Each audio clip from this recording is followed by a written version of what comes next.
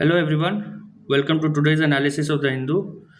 आज का हेडलाइन है कि US locked and loaded as Iran protest turn deadly. ये लॉक्ड एंड लोडेड बोल रहे हैं ट्रम्प, और ईरान में हो रहा है प्रोटेस्ट। वहाँ पे यूएस बोल रहा है कि अगर प्रोटेस्टर्स के खिलाफ कुछ होगा तो ये कार्रवाई करेंगे, ट्रम्प साहब बोल रहे हैं।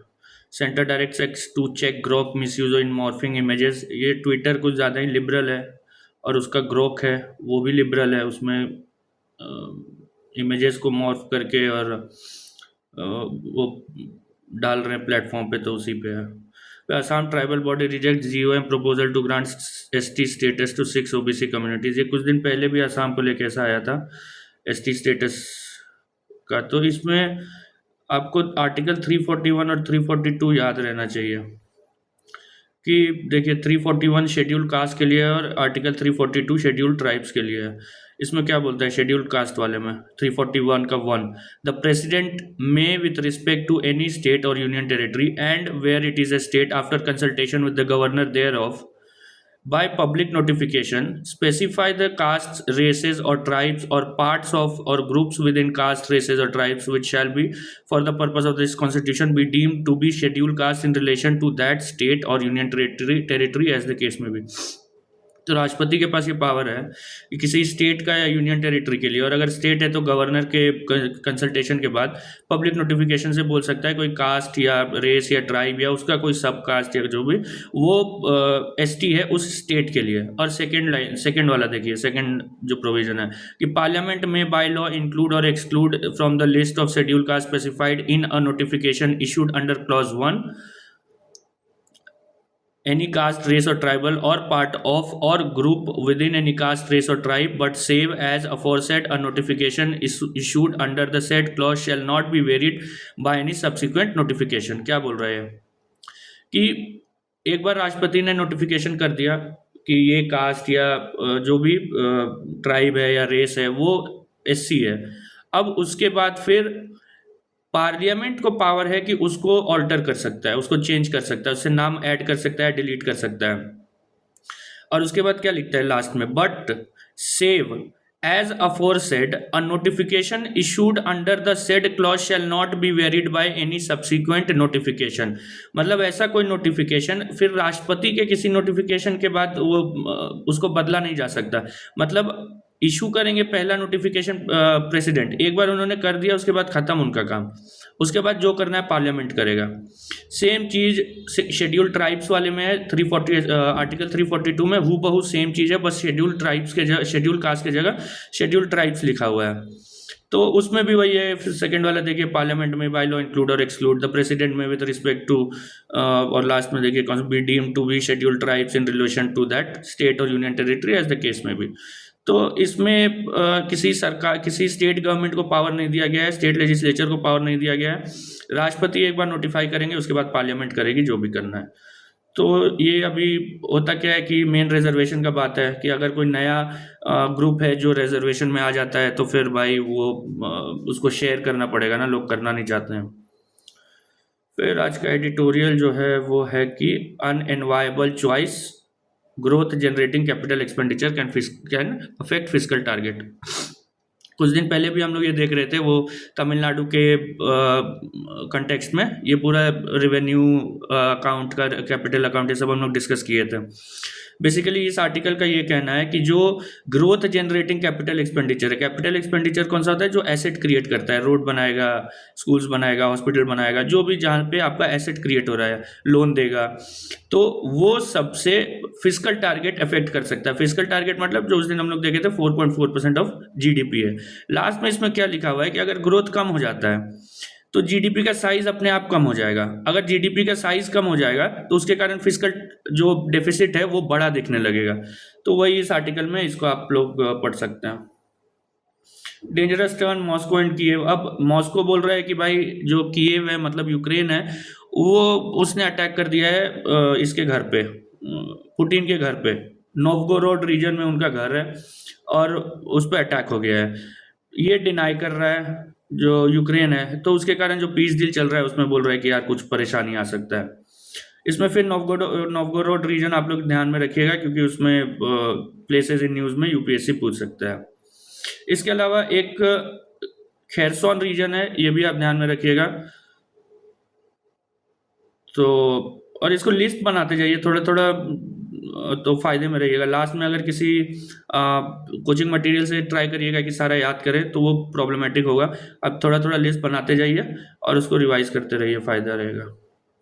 Transforming a waste trade in urban India, ये बेसिकली अलग अलग जो वेस्ट होता है इंडिया में उसके बारे में आर्टिकल है कि कैसे कितना वेस्ट प्रोड्यूस हो रहा है, कितना रिसाइकल हो रहा है, कितना वेस्ट में जा रहा है, मतलब सेग्रीगेशन का क्या ज़रूरत है, सर्कुलर इकोनॉमी का क्या इम्पोर्टेंस है। तो इसमें आप लोग को ध्यान रहना चाहिए कि 7 तरह के मेनली, पहले 6 थे अब 7 हो गया है, 7 तरह के वेस्ट मैनेजमेंट रूल्स है। पहला है सॉलिड वेस्ट मैनेजमेंट रूल्स, उसके बाद है plastic waste management rules, E waste management rules, biomedical waste management rules, construction and demolition waste management rules, battery waste management rules latest आया है, और hazardous and other waste management and transboundary movement rules. तो ये सारा का सारा environment protection act के तहत नोटिफाई हुआ है। इस पे अभी हम कुछ भी नहीं दे रहे हैं, आप मेरे टेलीग्राम चैनल पे जाइएगा, इस पे हम नोट्स बना के डाल देंगे। सारा ये जो वेस्ट मैनेजमेंट रूल्स है ये आपको ध्यान में रहना चाहिए, इसका मेन प्रोविजंस के साथ। इसका हम नोट्स डाल देंगे टेलीग्राम चैनल पे। Recasting sanitation with urban rural partnership, ये स्वच्छ भारत मिशन पे है। ये लोग आर्ग्यू कर रहे हैं कि भाई देखिए बहुत ज़्यादा जगह ODF हो चुका है, ओपन डेफिकेशन फ्री, और स्वच्छ भारत अब कंप्लीट हो चुका है। अब हम लोग स्वच्छ भारत 2 पे हैं, उसमें वेस्ट मैनेजमेंट और ये सब है। तो यहाँ पे फिर सतारा डिस्ट्रिक्ट का केस स्टडी दिया हुआ है, ये आप लोग एग्जाम्पल के तौर पे यूज़ कर सकते हैं मेंस में। अनप्लैंड एसआईआर का थोड़ा बहुत चलते ही रहता है, रोज आता है न्यूज़ में कुछ ना कुछ। ED arrest IAS officer, money laundering में IAS ऑफिसर पकड़ा है। जयशंकर साहब बोल रहे हैं कि जो पाकिस्तान है हमारा अच्छा नेबर नहीं है, तो हम लोग भी अच्छा बिहेव नहीं करेंगे।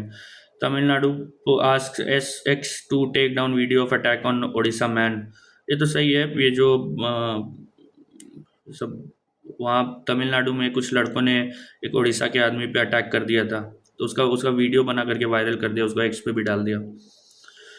Chhattisgarh high court gives bail to Chaitanya Baghel, Anantnag की trekking spots shut for tourist. Ghaziabad police warn officer, ये अलग ही है। एक पुलिस वाले ने कुछ लोगों को डरा रहा था कि आप तुम बांग्लादेशी हो, उस पर गाजियाबाद पुलिस ने उसको वार्न किया है। Assam CPIM flags verbal order. Supreme court slams denial of bail to give accused a test of, देखिए यहाँ पे क्या लिखा हुआ है, bail is the rule, jail is an exception. ये होता है, मतलब बेसिकली है कि जो बेल आपको, क्योंकि प्रूवन इनोसेंट अंटिल गिल्टी का कॉन्सेप्ट चलता है, तो उस हिसाब से आपको यार बेल मिल जाना चाहिए। लेकिन आप देखते होंगे कि यूजुअली बेल डिनाई हो जाता है, तो उसी पे सुप्रीम कोर्ट का कहना है कि भाई बेल दो। कांग्रेस एलिजेस 15 ये इंदौर में जो डेथ हुआ है उसमें सरकार बोल रही है 5 है, कांग्रेस बोल रही है 15 है। खड़गे साहब बोल रहे हैं भाई मोदी चुप क्यों है। Health scheme for ex serviceman facing crisis, ये इनका एक वो होता है, मतलब उनको वापस मिल जाता है पैसा जो भी उनका खर्चा होता है, तो उस पर BJP वाले महाजंगल राज इन बंगाल। अब कोलकाता नाइट राइडर्स ने एक बांग्लादेश के प्लेयर को शायद खरीदा है, तो उस पर शाहरुख खान को लोग बोल रहे हैं कि भाई ट्रेटर है। तो उसमें कुछ लोग आए हैं इनके सपोर्ट में और बोल रहे हैं कि भाई इंडिया जब पाकिस्तान के साथ मैच खेल सकता है तो बांग्लादेश के प्लेयर से क्या दिक्कत है। मिनिस्टर्स हस्बैंड वो कुछ ऐसा ही है। Centre has no plans to change land acquisition policy, ये कुछ प्रेस कॉन्फ्रेंस हुआ है, उसमें एक प्रगति नाम का ये है, proactive governance and timely implementation. ये जितना भी स्कीम्स है, जो इंफ्रास्ट्रक्चर जो भी प्रोजेक्ट होता है उसको रिव्यू करता है। तो उसके बाद प्रेस कॉन्फ्रेंस हुआ था, उसमें जो हमारे कैबिनेट सेक्रेटरी हैं उन्होंने बोला है कि जो लैंड एक्विजिशन का जो भी है हम लोग उसको चेंज नहीं करने वाले हैं, इवन दो जो लैंड एक्विजिशन के कारण ढेर सारा प्रोजेक्ट डिले हो रहा है। Government to help teachers use AI will ease open schooling framework, अब गवर्नमेंट AI को यूज़ करने वाली है, अच्छी बात है। कश्मीर चीफ क्लरिक कॉल्स, ये वाला अच्छा बात है, जो भी ये चीफ क्लरिक हैं वो बोल रहे हैं कि भाई वायलेंस नहीं होना चाहिए और डायलॉग होना चाहिए। और यहाँ पे वो लिखते हैं, I am committed to sincere efforts of dialogue, my path remains the same, dialogue has worked elsewhere and our hope remains alive. पता नहीं ये कौन है चीफ क्लरिक, जो भी मीर वैस उमर फारूक, नाम हम नहीं जानते। Two arrested for raping 2 children of tribal first mountain tunnel, अब जो बुलेट ट्रेन मंगवाया जा रहा है उसके लिए टनल ड्रिल किया जा रहा है। तो पहला टनल है, 60 टनल है, उसमें से एक मेटी ओकेस 22 more projects for electronic parts shops. ये एक स्कीम है, इलेक्ट्रॉनिक्स कंपोनेंट मैन्युफैक्चरिंग स्कीम। इस पे कुछ प्रोजेक्ट्स को अप्रूव किया गया। ये देखिए क्या है, electronic component manufacturing scheme. The electronic component manufacturing scheme was notified on 8th April 2025. Total outlay of 22,919 crore, equivalent to about $2.7 billion. Tenure of 6 years, optional 1-year gestation period. The scheme aims to build a strong and self-sustaining ecosystem for electronics component manufacturing in the country. Focuses on attracting both domestic and global investment across the value chain, promoting higher domestic value addition, and positioning India as a key player in global electronics trade. The ECMS seeks to integrate India's electronic industry with global value chains by encouraging production of essential components, sub-assemblies and raw materials. तो ये जो है ना 22,919 करोड़, इसमें कुछ schemes को मतलब 12 जो प्रोजेक्ट्स है उसको अप्रूव किया गया है, वही न्यूज़ में है। तो ये आप थोड़ा सा, ये पीआईबी से लिया हुआ है, इसको आप लोग ध्यान में रखिएगा कि 8 अप्रैल 2025 को ये आया है, मतलब नोटिफाई हुआ है। ये तो कभी कभार यूपीएससी पूछता है, और कितना है वो तो आउटले तो नहीं पूछता है, लेकिन ये आप याद रखिएगा कि इसमें डोमेस्टिक और फॉरेन इन्वेस्टमेंट का दोनों का प्रोविजन है, दोनों का एम है। और global value chains, global supply chains का इसमें बात है, ये आप ध्यान रखिएगा।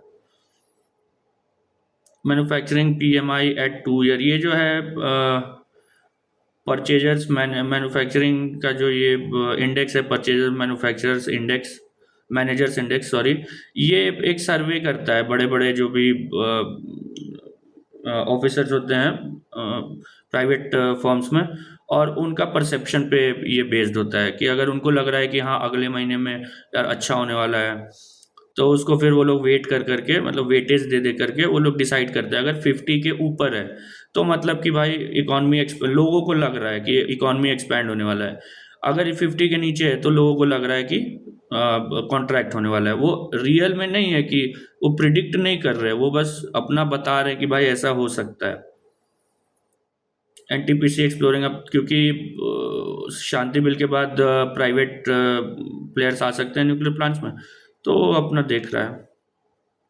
एक ये एक्सपोर्ट प्रमोशन मिशन है, गवर्नमेंट अनवील्स 2 मोर क्रेडिट लिंक्ड प्लान्स। ये क्या है, तो गवर्नमेंट अप्रूव्स, ये तो पुराना, government approves export promotion mission with 25,060 crore to boost exports especially for MSME and labor intensive sectors। ये याद रखना है कि ये MSME और लेबर इंटेंसिव सेक्टर के लिए है। और ये DGFT है, director general for foreign trade, ये इसको ओवरसी करेंगे। और क्या कर रहा है, तो मल्टीपल जो एक्सपोर्ट सपोर्ट सिस्टम है, स्कीम्स है, उसको चैनल उसको स्ट्रीमलाइन कर रहा है। इसमें 2 मेन पार्ट्स हैं, एक है निर्यात प्रोत्साहन और एक है निर्यात दिशा। तो provide integrated financial and market readiness support to exporters. Total ये 20,000 करोड़ का स्कीम है, एंड मतलब 20,000 करोड़ क्रेडिट और आरबीआई कुछ वो देगा इंटरेस्ट सबवेंशन, ये सब, तो टोटल मिला करके 25,060 करोड़, 25,060 करोड़ का स्कीम है। टेरिफ इम्पैक्टेड सेक्टर पे ध्यान देगा, and export from non traditional districts to ensure broad based inclusive export growth. ये आप याद रखिएगा कि 2 चीज़ MSME and labour intensive sectors के लिए, और निर्यात प्रोत्साहन एंड निर्यात दिशा, इसमें 2 सब कंपोनेंट हैं। तो इसमें जो अभी आया है द 2 स्कीम्स, ये निर्यात प्रोत्साहन कैटेगरी में अप्रूव हुए हैं। गिग इकोनॉमी आपको पता होगा, जो इनफॉर्मल और ये स्विगी ट्विटर और ये सब है, क्या नाम है, तो जोमेटो, ब्लिंकिट, तो उस पर भी सवाल बन सकता है। पाक court awards life sentence for journalist. Yemen separatist declare independence. अब भाई ये येमेन को डिवाइड करने वाले हैं, बोल रहे हैं कि 2 साल बाद हम लोग डिवाइड कर देंगे। तो माडूरो होल्ड्स ऑलिव ब्रांच, ये वेनेजुएला, यूएस पूरा आर्म ट्विस्टिंग करके इसको कर ही दिया। फाउंटेन कैंडल, अब वो जो 1 तारीख को जो आग लगा था न्यू ईयर सेलिब्रेशन में के ईव पे, तो उसको उसमें पता चल रहा है कि फाउंटेन कैंडल से शायद आग लगा हो। रशियन स्ट्राइक इंजर्स 19 इन खार्किव हाउसिंग एरिया। फिर याद रखिएगा खार्किव कहाँ है। उसके बाद इधर तो कुछ है नहीं, रीजनल में भी कुछ खास है नहीं आज। देखिए ये construction ban vehicle curbs lifted as air quality improves. जो ग्रैप लगा था, graded action graded response action plan, ये भी हम लोग देख चुके हैं। मेरे पहले का वीडियो सब में है ग्रेडेड रिस्पॉन्स एक्शन प्लान। ये ग्रेडेड होता है कि पहला इतना से इतना AQI होगा तो ये होगा, फिर इतना से इतना AQI होगा तो ये सब बैन हो जाएगा, फिर 3 होगा लेवल तो ये बैन हो जाएगा, फिर 4th होगा तो ऐसा बैन हो जाएगा। तो उसको अब धीरे धीरे ईज कर रहे हैं।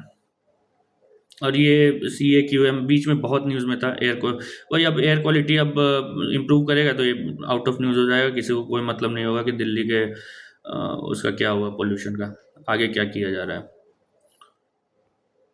रेजोल्यूशन ऑन फांसी घर, government clears way for private.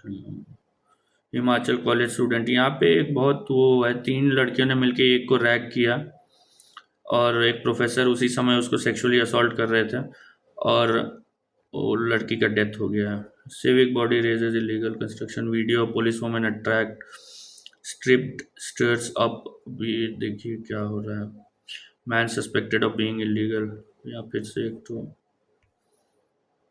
2-3 दिन पहले ही आया था एडिटोरियल हिंदू में कि भाई ये जो आप लोग इन्फिल्ट्रेटर और घुसपैठिया और ये सब कर रहे हो उससे यही हो रहा है। Man suspected of being illegal Bangladeshi beaten up. अब ये देखिए बिहार के मधुबनी के थे ये, उसको तो बांग्ला आता भी नहीं होगा। Civic polls high drama as BJP worker speaker meddling in nomination process. J&K parties decry police action as cricket faces.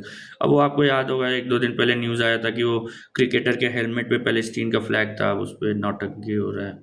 Jail radicalisation, Haryana expands monthly aid scheme to. How language issue led to one of Assam's most volatile conflict. इसमें बोल रहे हैं कि जो असम है वो multilingual multi ethnic समाज है और उसमें ये पॉलिटिक्स के कारण जो लैंग्वेज के ऊपर लड़ाई हुआ है। Fraudster accused of swindling. Punjab एक स्टेट था जो राम जी के खिलाफ रेजोल्यूशन पास किया था। अब Telangana adopts resolution for restoration of मनरेगा। तो ये स्टेट्स को पावर है कि भाई रेजोल्यूशन तो उनका है, हक है कि वो कर सकते हैं, उसमें कोई अनकॉन्स्टिट्यूशनल या कुछ गलत नहीं है। Spat between SNDP Yogam and CPI intensive, क्योंकि अल्टीमेटली तो जो स्टेट लेजिस्लेटर्स है वो भी इलेक्टेड है ना, वो भी तो लोगों के रिप्रेजेंटेटिव्स। ऐसा नहीं बोल सकते कि भाई वो तो तुम ऐसा नहीं कर सकते, सरकार ने ऐसा किया, तो वो भी भाई इलेक्टेड बॉडी है, उसको हक है, उसको पावर है वो करने का। तो आज का PYQ देखते हैं। देखिए, in India, extended producer responsibility was introduced as important feature in which of the following? इसमें होगा e-waste management and handling rules. ये जितना भी ये रूल्स है ना, ये वाला तो नहीं, मतलब ये जो भी उसके अंदर एनवायरमेंट प्रोटेक्शन एक्ट के अंदर जो 7 अभी बताए थे वो पता रहना चाहिए, उसका मेन फीचर्स हम बना के दे देंगे टेलीग्राम पे। फिर देखिए सर्कुलर इकोनॉमी पे 2025 में ही सवाल आया है कि circular economy reduces the emissions of green house gases. Second statement दे रहा है circular economy reduces the use of raw materials as inputs. Third statement दे रहा है कि circular economy reduces wastage in the production process. अब option देखिए, both statement 2 and 3 are correct and both of them explain statement 1। Both statement 2 and 3 are correct but only one of them explains statement 1. Only one of the statement 2 and 3 is correct and that explains statement 1. Neither statement 2 nor statement 3 is correct. अब देखिए यहाँ पे ये वाला ध्यान दीजिएगा कि 2 और 3 दोनों करेक्ट है but only one of them explain statement 1। वहाँ एग्जाम में हड़बड़ी में आप लोग शायद पढ़ लें कि ये उसको एक्सप्लेन नहीं करता है। जैसे और एक होता है जिसमें ये स्टेटमेंट नहीं रहता है, 2 ही रहते हैं, उसमें बोलता है कि statement 2 is correct but it does not explain statement 1। तो ये वाला सब ध्यान से पढ़िएगा। इसको यूपीएससी यूजुअली जो एक नोट करके आता है which of the is not correct, तो उसको बोल्ड में लिख देता है। तो इसका आंसर देखिए, circular economy reduces emissions of green house gases. ठीक है, इसको तो कोई वो ही नहीं है, मैटर ही नहीं है इसका। Circular economy reduces the use of raw materials as inputs. हाँ, ये क्योंकि सर्कुलर इकोनॉमी का क्या है कि वेस्ट जो है उससे रिकवर करना है हम लोगों को, तो ये वाला तो स्टेटमेंट सही लग रहा है कि circular economy reduces the use of raw materials. फिर सर्कुलर इकोनॉमी रिड्यूसेस वेस्टेज। हाँ, ये भी सही है, क्योंकि सर्कुलर इकोनॉमी में ऑलरेडी जो रॉ मटेरियल है वो रिकवर्ड है, वो रीयूज्ड है, तो उसमें वेस्टेज कम होगा। तो दोनों स्टेटमेंट तो सही है, लेकिन क्या ये लोग स्टेटमेंट वन को एक्सप्लेन करते हैं? तो पहला वाला देखिए कि अगर यूज ऑफ रॉ मटेरियल ही है तो रॉ मटेरियल प्रोड्यूस करने में ऑब्वियसली आपको ग्रीन हाउस गैस एमिशन होगा। आप सोचिए कि कितना कम एक्टिविटीज है जो आप करोगे और जिसमें ग्रीन हाउस गैस एमिशन ना हो। आप अगर फोन भी यूज करते हो और अगर आपका सोलर पावर से नहीं आ रहा है वो इलेक्ट्रिसिटी, तो आप ग्रीन हाउस गैस एमिट कर रहे हो। अगर आपका फ़ोन का जो मैन्युफैक्चरिंग प्रोसेस है उसमें आप ग्रीन हाउस गैस एमिट कर चुके हो, तो ये वाला तो सही है। फिर वेस्टेज कम होगा तो ऑब्वियसली यार उससे ग्रीन हाउस गैस एमिशन कम होगा। अगर ये वाला देखें तो बहुत ईजी क्वेश्चन था, इसका आंसर होगा ए, कि भाई दोनों स्टेटमेंट सही है, 2 और 3, और ये 1 को एक्सप्लेन करते हैं। और वो जो हम लोग देखे SC/ST पे नोटिफिकेशन का, उस पर एक सवाल है, 2024 का सवाल है कि it is the governor of the state who recognises and declares in community of that state as a scheduled tribes. ये तो अभी हम लोग देखें कि भाई गवर्नर नहीं है, वो राष्ट्रपति साहब है। अगर स्टेट के कंटेक्स्ट में करना है तो वो गवर्नर को बस कंसल्ट करेंगे, तो ये वाला स्टेटमेंट तो गलत है। A community declared as scheduled tribe in a state need not be so in another state, ये सही बात है, तो बी ओनली होगा। ये क्यों सही है कि अगर जैसे for example Bihar public service commission है और झारखंड पब्लिक सर्विस कमीशन है, अब अगर वो कोई पर्टिकुलर ट्राइब है जो बिहार में, जो झारखंड में उसको ST का स्टेटस दिया हुआ है, लेकिन वो ज़रूरी नहीं है कि वो बिहार में भी उसको ST का वो मिल जाएगा। तो आप जिस स्टेट में ST हो फिर वही होता है, फिर सेंट्रल लिस्ट अलग होता है, तो स्टेट वाइज होता है ये, तो इसका ये गलत है और ये सही है और बी ओनली होगा। और यही फिर हम बोलेंगे कि बेयर एक्ट को पढ़ा करिए, क्योंकि उसमें बहुत क्लैरिटी मिल जाता है, खास करके अगर फंडामेंटल राइट वाला आप लोग पढ़ लीजिए। थोड़ा कॉम्प्लिकेटेड होता है क्योंकि उसमें कॉमा कॉमा कॉमा दे करके बहुत लंबा सेंटेंस कर देते हैं ये लोग, तो उसको अगर आप लोग पढ़ेंगे तो फ़ायदा होगा। बाकी ये जो वेस्ट मैनेजमेंट रूल्स है इसका हम बना करके दे देंगे आप। ठीक, थैंक यू।